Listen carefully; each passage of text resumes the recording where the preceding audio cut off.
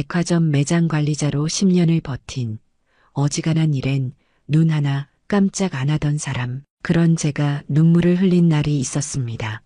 국수 한 그릇 값으로 직장도 자존심도 잃은 날이었죠. 하지만 그 눈물이 제 인생의 마지막이 아니라 새로운 시작이 될 줄은 정말 몰랐습니다. 그 전에 잠깐 이 영상이 마음에 드셨다면 구독과 좋아요 부탁드립니다. 그럼 지금부터 시작되는 이야기 속으로 함께 들어가 볼까요? 국수 한 그릇에 담긴 진심에 대한 가장 정직한 보답이요. 처음엔 말단 사원으로 시작했지만 몇 년 지나자 팀장이 되었고 신입 교육이나 신규 매장 오픈 때마다 현장 파견도 다니며 정말 바쁘게 살았습니다. 그 일에 자부심도 있었고 제 일터라는 생각에 밤낮 가리지 않고 뛰어다녔지요. 특히 명절 시즌이면 이틀 밤을 꼬박 세우기도 했고 동료들 사이에서도 믿을 만한 직원으로 인정받았습니다. 그렇게 앞만 보고 달리던 제 인생의 급브레이크가 걸린 건 2년 전 엄마가 뇌출혈로 쓰러지시면서였습니다. 갑작스러운 일이었어요.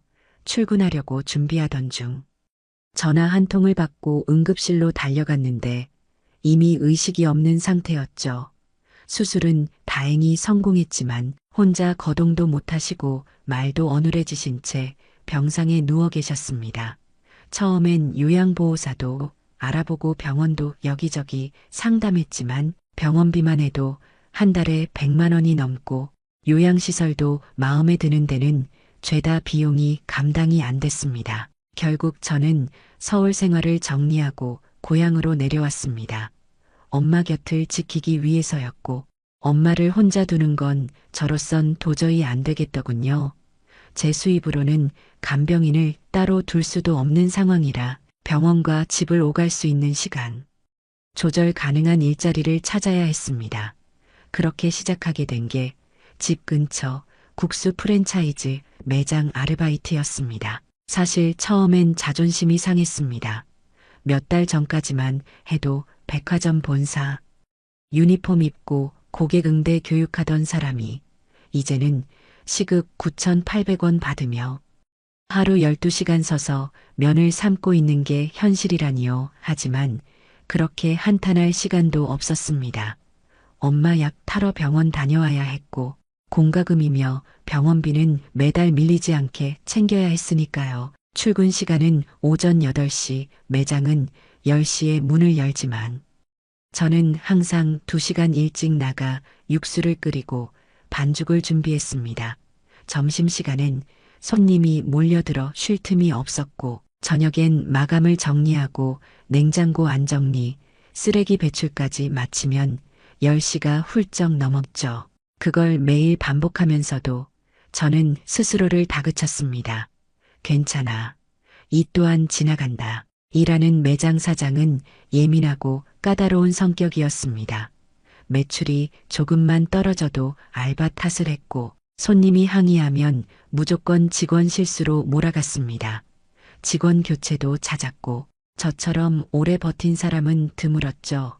그래도 저는 묵묵히 일했습니다.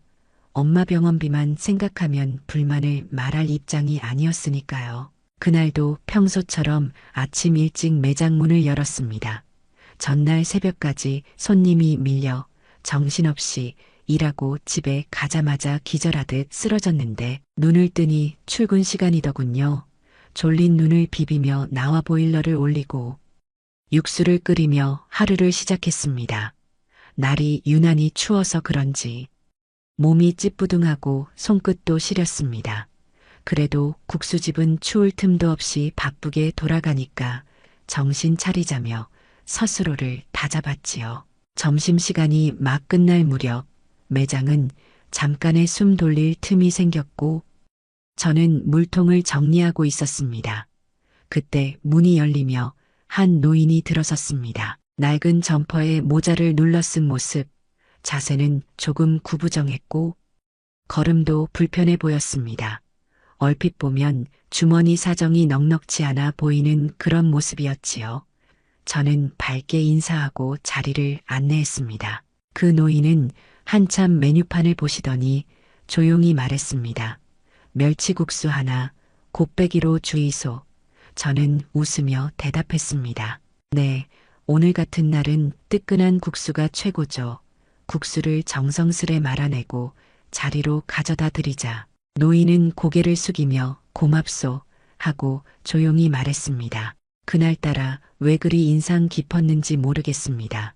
평범한 손님 중 하나였는데도 뭔가 묘한 기품이 느껴졌고 눈빛에는 살아온 세월이 그대로 담겨 있는 듯 했습니다. 저는 그런 분에게 국수 한 그릇을 드릴 수 있어 오히려 감사했지요. 하지만 그 국수 한 그릇이 제 인생을 뒤흔들 줄은 그때는 몰랐습니다.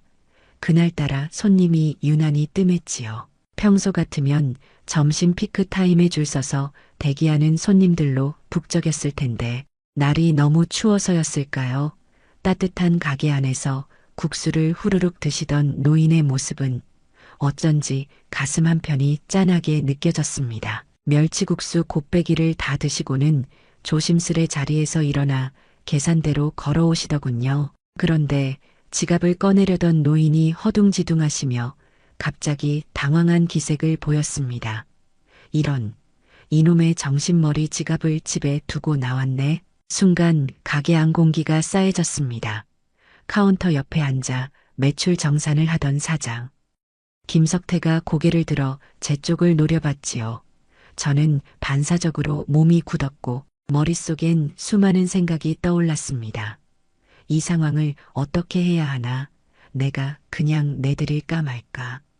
결국 저는 조용히 입을 열었습니다. 괜찮습니다. 어르신, 오늘은 그냥 드신 걸로 할게요. 그 말에 노인은 얼굴을 붉히며 고개를 숙였고 다음에 꼭 갚을게요. 정말 고맙소 하며 조심스레 문을 열고 나가셨습니다. 순간 뒤에서 무겁게 닫히는 서류철 소리가 났습니다. 사장이 의자에서 벌떡 일어나더니 저를 향해 성큼성큼 다가왔습니다. 김미진 씨, 지금 뭐 한 겁니까? 짧고 차가운 목소리였지요. 저는 잠깐 멈칫했지만 조용히 말했습니다. 날도 추우시고 지갑을 두고 나오셨다니까. 그냥 그러자 사장은 말끝을 잘랐습니다. 이게 자선사업하는 데입니까? 매출 떨어진다고 본사에서 난린데 알바가 멋대로 음식을 퍼줘요? 그는 고개를 절레절레 저으며 씁쓸하게 말했습니다. 이래서 사람을 못 믿는 거야. 저는 더는 아무 말도 하지 못하고 그냥 고개를 숙일 수밖에 없었죠.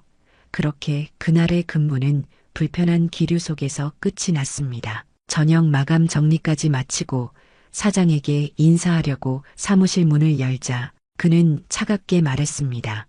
미진 씨, 내일부터 출근 안 해도 됩니다. 너무도 단호한 말투였죠. 저는 벙찐 얼굴로 잠깐만요. 그게 무슨 말씀이세요? 하고 되물었지만 사장은 손사래를 치며 말을 잘랐습니다. 그냥 그렇게 정리합시다. 서로 얼굴 붉히지 말고요. 정말 그렇게 저는 국수 한 그릇값 때문에 해고당한 겁니다. 제게 남은 건 고작 하루치 일당이 전부였습니다. 집으로 돌아가는 길 버스 안창 밖에선 눈이 흩날렸고 제 눈가에서도 뜨거운 눈물이 흘렀습니다. 아무리 참고 버텨도 세상은 이렇게 날 밀어내는구나 싶었어요. 겨우 지탱해오던 자존심도 땀으로 쌓아온 일도 단 한순간에 무너져버린 기분이었습니다. 집에 도착하니 엄마는 요양 침대에 누운 채 TV를 보고 계셨습니다. 저는 아무 일 없던 것처럼 웃으며 엄마, 저 왔어 라고 말했지만 목소리가 떨리는 걸 감출 수 없었습니다. 엄마는 그런 제 손을 꼭 잡으며 말했죠. 오늘도 고생 많았다. 딸, 그 말에 저는 고개를 돌려 눈물을 훔쳤습니다. 엄마 앞에선 강한 딸이고 싶었지만 그날만큼은 그러지 못했지요. 다음 날 아침 침대맡에 놓인 휴대폰이 울렸습니다. 낯선 번호였지만 무심코 받았죠. 혹시 어제 국수 대접해 주신 분 맞으시죠? 낮고 정중한 남자의 목소리가 들렸습니다. 저는 당황한 채 네, 그런데요라고 대답했지요. 그러자 상대방은 조용히 말했습니다. 서울 강남 본사로 오늘 혹시 시간 괜찮으세요? 국수 한 그릇 제가 대접하고 싶어서요. 그 말에 저는 얼떨떨한 기분이 들었고 마치 꿈을 꾸는 것 같았습니다. 서울 강남이라니 순간 너무 생소해서 얼떨떨했지요. 어제 국수 한 그릇 대접했다고 갑자기 본사에서 연락이 오는 일이라니 처음엔 장난 전화인가 싶었습니다. 하지만 전화를 건 남자는 제 이름은 물론 근무했던 지점과 어제 있었던 상황까지 상세히 알고 있었습니다. 정확한 말씀 드릴 순 없지만 중요한 자리가 마련되어 있습니다. 잠시 시간 내주실 수 있을까요? 그 목소리는 차분하면서도 어딘가 간절한 느낌이 있었고 저는 무작정 서울로 향하는 지하철에 몸을 실었습니다. 3번이나 갈아탄 끝에 도착한 건 강남 한복판의 고급 오피스 건물이었습니다. 안내를 받아 올라간 15층 회의실. 문을 열자 익숙한 얼굴이 저를 맞이했습니다. 바로 어제 국수 드시고 지갑을 두고 나가셨던 그 노인이었습니다. 그런데 분위기가 완전히 달랐어요. 전날과는 다르게 반듯하게. 정장을 차려입은 모습, 곁에는 젊은 비서처럼 보이는 남자도 앉아 있었고요. 그 노인은 조용히 웃으며 말했습니다. 아, 왔구만. 김미진 씨 맞죠? 저는 당황해서 제대로 대답도 못하고 서 있었습니다. 그가 손짓하며 자리에 앉으라 했고 종이컵에 따뜻한 물을 따라주더니 조용히 말문을 열었습니다. 어제는 고마웠습니다. 진심으로. 저는 얼떨떨한 표정으로 고개를 끄덕였고 그는 이어서 뜻밖의 이야기를 꺼냈습니다. 내가 사실 남천국수 회장입니다. 그 순간 귀를 의심했습니다. 어제 그 허름한 옷차림에 지갑도 없이 국수 먹고 나가신 분이 전국 체인망을 가진 국수 프랜차이즈의 회장이라니요. 저는 한참 동안 말을 잇지 못했습니다. 회장은 조용히 웃으며 말을 이었습니다. 요즘 자주 매장을 돌아다닙니다. 맛도 보고 직원들도 살펴보려고요. 프랜차이즈가 오래 가려면 시스템보다 사람이 중요하거든요. 그 말에 저는 고개를 끄덕일 수밖에 없었습니다. 그가 다시 말을 이어갔습니다. 어제 김미진 씨 행동, 내가 직접 봤습니다. 손님을 돈으로 보지 않고 사람으로 대해주는 직원, 그런 사람 드물어요. 저는 얼떨떨한 기분으로 손에 쥔 종이컵만 바라봤고 회장은 서류 한 장을 꺼내 제 앞에 내밀었습니다. 본사 고객 응대팀에서 일해보지 않겠습니까? 특별 채용 제안입니다. 서류를 받아든 저는 손끝이 떨렸습니다. 그 안엔 제 이름이 또렷하게 인쇄되어 있었고 경력직 특별 채용이라는 문구가 적혀 있었습니다. 회장은 차분한 목소리로 설명을 덧붙였습니다. 정규직이고 연봉은 생각보다 이상일 겁니다. 어머님 병원 다니는 일정도 최대한 배려해드릴 수 있고요. 그제야 저는 입술을 깨물며 겨우 물었습니다. 근데 왜 저를요? 전 그냥 그러자 회장은 조용히 말했습니다. 사실 어제 갔던 그 지점, 본사에서도 여러 번 민원이 들어왔던 매장이었습니다. 일부러 확인하려고 찾아간 거였죠. 그런데 거기서 김미진 씨를 만났습니다. 그게 전부입니다. 그의 말 한마디 한마디가 가슴을 울렸습니다. 억울하게 잘렸던 지난날이 주마등처럼 떠올랐고 단돈 10,000원짜리 국수 한 그릇으로 무너진 자존심이 다시금 일어서는 듯한 기분이었지요. 그 순간 저도 모르게 눈물이 핑 돌았습니다. 회장은 조용히 손수건을 내밀며 말했습니다. 우린 지금 김미진 씨 같은 사람이 필요합니다. 국수 장사는 결국 사람이 하는 거니까요. 그 말에 저는 목이 메어 아무 말도 못했습니다. 고개만 천천히 끄덕였죠.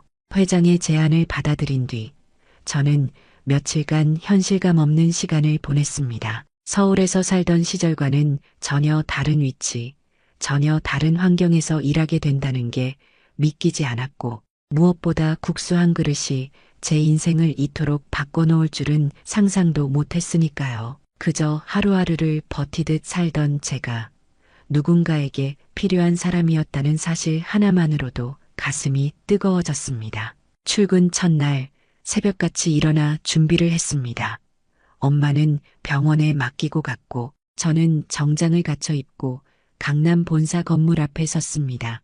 유리문을 열고 들어서는 순간 마치 새로운 인생의 문턱을 넘는 기분이 들었습니다. 안내를 받아 사무실로 들어가니 제 책상엔 벌써 명함이 준비되어 있었습니다. 김미진. 남천국수 고객응대 교육팀, 그 이름이 선명히 찍힌 종이 한 장이 지금껏 아무도 인정해주지 않았던 제 지난 시간을 다 안아주는 듯 했지요. 업무는 생각보다 바빴습니다. 전국 가맹점들의 고객응대 매뉴얼을 검토하고 현장 피드백을 정리해 보고서를 작성하는 일이었죠. 동시에 신입 직원 교육 프로그램도 맡게 됐습니다. 낯선 사무실, 새로운 동료들 모두 낯설었지만 두렵지는 않았습니다. 오히려 너무 오랜만에 제 이름으로 된 책상 앞에 앉아 있다는 사실만으로도 마음이 벅차올랐습니다.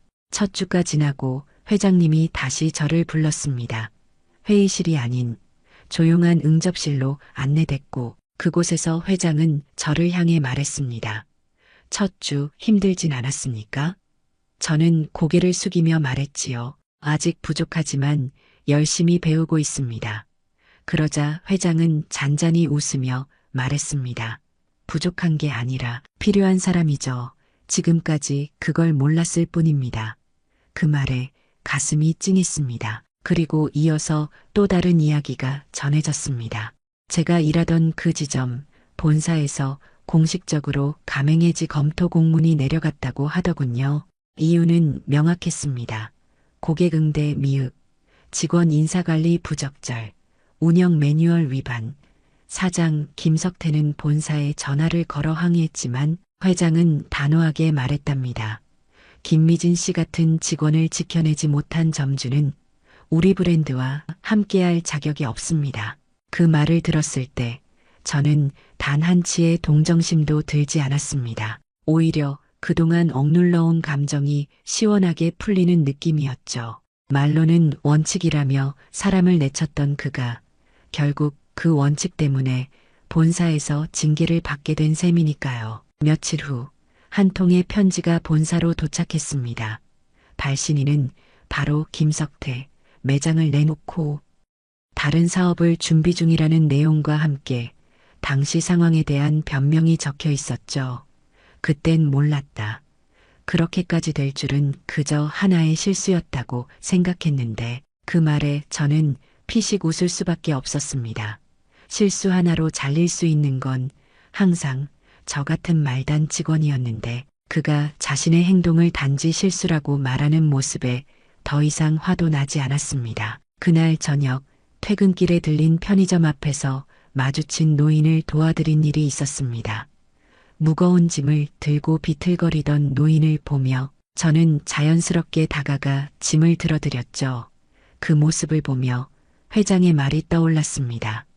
국수 장사는 사람 장사요. 그 말이 이제는 제 삶의 철학처럼 가슴에 새겨져 있었습니다. 몇 달이 지나 저는 이제 본사 고객응대 교육팀에서 신입교육 담당자로 자리를 잡았습니다. 처음엔 매뉴얼을 읽는 것도 벅찼고 교육 자료를 만들 때마다 머리가 아팠지만 예전 백화점에서 일하던 경험이 큰 도움이 되더군요. 현장을 알고 있는 사람이 현장을 교육한다는 건 참 큰 강점이라는 걸 매일 느꼈습니다. 특히 가맹점 직원들이 교육 중에 제 말을 더 믿고 따를 때 그동안의 고생이 헛되지 않았다는 걸 실감했습니다. 회장님은 월에 한두 번 본사에 오셨고 그때마다 저를 조용히 불러 이런저런 이야기를 나눴습니다. 그 대화 속엔 특별한 철학이 있었지요. 사람을 봐야 합니다. 국수 맛은 레시피로도 유지할 수 있지만 브랜드는 사람 손끝에서 망가집니다. 그 말이 제 가슴에 깊이 박혔습니다. 제가 그동안 얼마나 숫자와 실적에만 쫓겨왔는지를 깨달은 순간이었죠.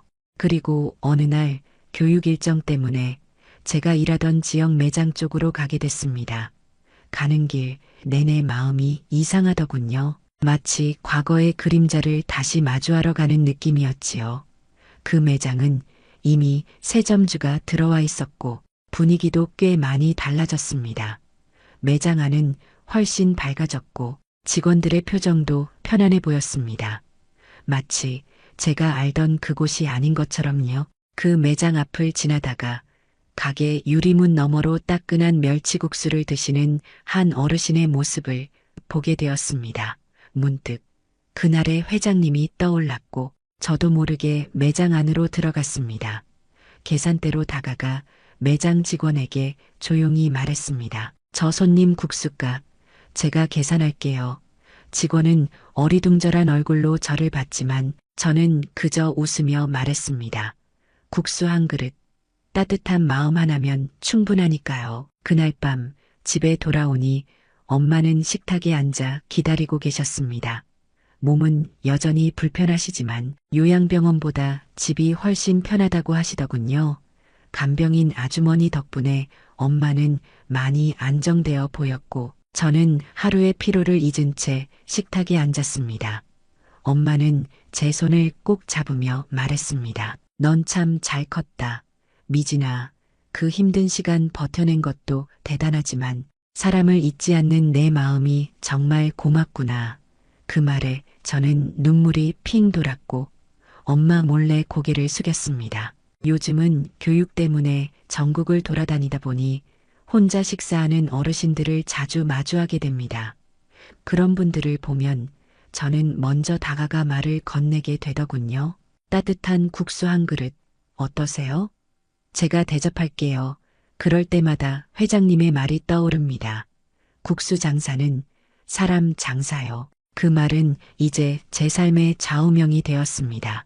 그리고 어느 날 회장님이 다시 조용히 저를 불러 이렇게 말씀하셨습니다. 김미진 씨, 내가 당신을 만난 건 행운이었어요. 고맙습니다. 그 말에 저는 고개를 숙이며 답했습니다. 저도 감사합니다. 다시 일어설 기회를 주셔서요. 회장은 조용히 고개를 끄덕이며 마지막으로 이렇게 말씀하셨습니다. 그건 기회가 아니라 보답이었습니다. 국수 한 그릇에 담긴 진심에 대한 가장 정직한 보답이요. 시간이 흘러 저는 이제 남천국수 본사의 얼굴처럼 불리게 됐습니다. 새로 입사한 신입 직원들에게 매장 운영의 기본부터 손님 응대의 마음가짐까지 하나하나 전수해주며 교육팀에서 중심 역할을 맡게 되었지요. 전국 각지 매장을 순회하며 강의도 하고 본사 매뉴얼 개정에도 참여하면서 바쁘게 살고 있습니다. 그런데 바쁘다고 해서 제 마음속 중심이 바뀐 건 아닙니다. 아직도 저는 국수 한 그릇의 의미를 잊지 않고 살아갑니다.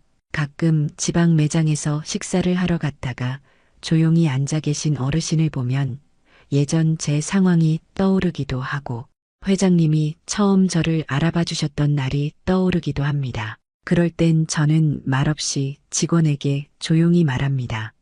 저 손님 국수는 제가 계산할게요. 이름도 필요 없어요. 그 작은 마음 하나가 누군가에겐 얼마나 큰 위로가 될 수 있는지 저는 누구보다 잘 아니까요. 엄마는 이제 병원 대신 집에서 요양하고 계시고 저는 퇴근 후엔 늘 엄마와 식탁에 마주 앉아 하루 이야기를 나눕니다. 엄마는 예전보다 많이 밝아지셨고 제 얘기를 들으며 늘 웃음을 지어주십니다. 어느 날은 엄마가 그러시더군요. 사람이란 게 말이지 자기가 당한 걸 그대로 되갚으려고만 하지 말고 받은 따뜻함을 또 다른 누군가에게 나눠주는 거야. 그게 참 사람답게 사는 거야. 그 말에 저는 조용히 고개를 끄덕였습니다. 엄마는 제 마음을 다 알고 계셨던 거겠지요. 누군가 내게 따뜻한 국수 한 그릇으로 손을 내밀어 줬듯 저도 그렇게 살아가고 싶습니다. 몇 년 뒤 저는 이제 남천국수의 서비스 철학을 설계하는 책임자가 되었습니다. 브랜드 가치를 지키는 일은 단순히 수익을 내는 일이 아니라는 걸 저는 직접 경험하며 배웠지요. 직원 한 사람 한 사람이 소중하다는 걸 한 번 더 느끼게 해준 그날의 기억, 그 국수 한 그릇의 진심을 절대 잊지 않을 겁니다. 어느 날 교육을 마치고 돌아오는 길, 버스 안에서 문득 창밖을 보며 이런 생각이 들었습니다. 누군가에게 진심을 다하면 그 진심은 반드시 돌아온다. 저에게 기회를 준 회장님처럼 저도 언젠가 누군가에게 그런 기회를 줄 수 있겠지요. 그리고 그날 밤 저는 일기장에 이렇게 썼습니다.